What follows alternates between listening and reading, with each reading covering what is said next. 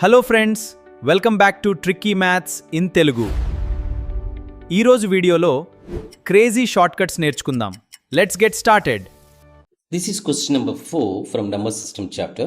1/4 of a tank holds 135 liters of water.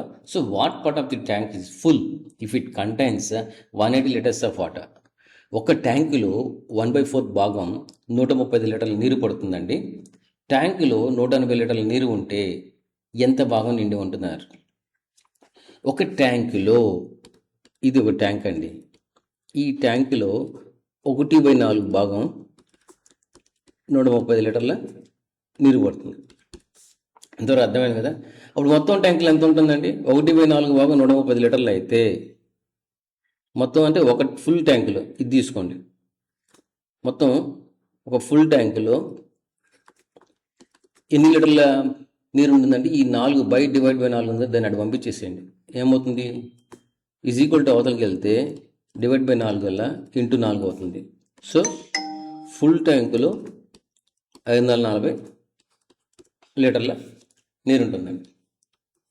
First step అయిపోయింది. మరి 540 లీటర్లు నీరు ఒక ట్యాంకులో ఉంటే 180 లీటర్ల నీరు ఆ ట్యాంకులో ఎంత భాగం నిండి ఉంటుందన్నారు? సింపుల్, 1/540 × 180, 1/540 × 180 3 సార్లు, దట్ ఈజ్ ఈక్వల్ టు 1/3 వంత భాగం నిండి ఉంటుంది. Okay, our answer is option C.